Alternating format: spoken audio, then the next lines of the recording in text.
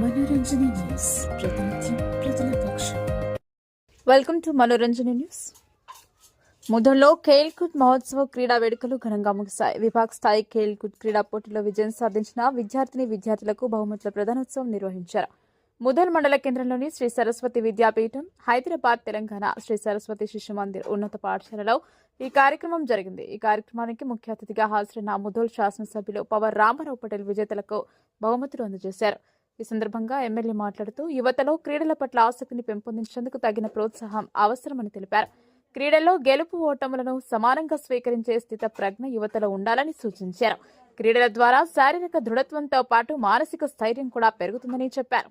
పిల్లలను చదువుతో పాటు క్రీడలు, సాంస్కృతిక కార్యక్రమాల వైపు దారి తీయాల్సిన బాధ్యత తల్లిదండ్రులు, ఉపాధ్యాయులపై ఉందని ఎమ్మెల్యే స్పష్టం చేశారు.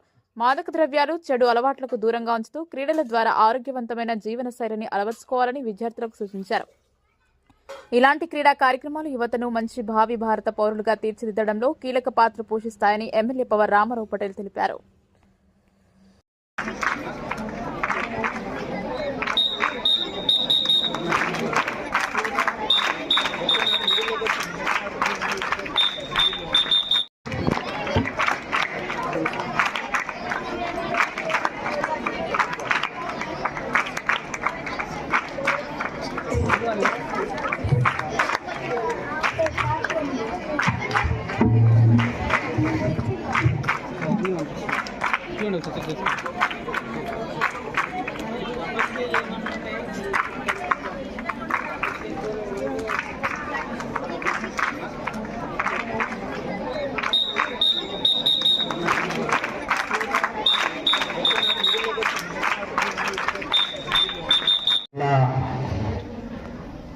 స్టార్ట్ అయిన ఖేల్కూద్ ప్రోగ్రాంలో నాకు ఆహ్వానం ఇచ్చిన తర్వాత కూడా అసెంబ్లీలో సెషన్స్ జరుగుతున్న కారణంగా నేను రాలేకపోయినాను. ప్రత్యేకంగా ఈరోజు సండే, ఆదివారం హైదరాబాద్ నుంచి పరిగెత్తి ఈ ప్రోగ్రాంకు రావడం జరిగింది. నేను గౌరవంగా భావిస్తా. ఇప్పుడే నిర్మల్ జిల్లా, ఆదిలాబాద్ జిల్లాలో 6 హై స్కూల్స్ ఉన్నాయి. సర్కొండ దామోదర్ గారికి చెప్పారు. ఆ 6 హై స్కూల్స్లో 3 హై స్కూళ్ళు నా నియోజకవర్గంలో,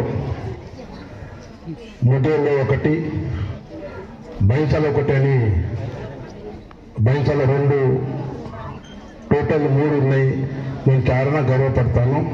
ఎందుకంటే సరస్వతి శిశు మందిర్ ఉమ్మడి ఆదిలాబాద్ జిల్లాలో ఫస్ట్ నిర్మల్, సెకండ్ మా బైంసపట్నంలో స్టార్ట్ అయింది. దాని ప్రకారం మా దగ్గర ప్రైమరీ స్కూల్స్ కూడా దాదాపు 4-5 ఉన్నాయి. ఈ ఖేల్కూద్ పోటీలో బహుమతి చెందిన బాలికలకు స్టేట్ పోటీలో కూడా పోవచ్చు. ఖేల్కూద్ ప్రోగ్రాం అంటే హెల్త్ పరంగా అనుకోండి, మైండ్ పరంగా అనుకోండి, పిల్లగాళ్లకు చాలా అవసరము. ఇటువంటి ప్రోగ్రామ్స్ ఈరోజు చూస్తే గవర్నమెంట్ స్కూల్స్లో ఎక్కడ కూడా జరగటం లేదు.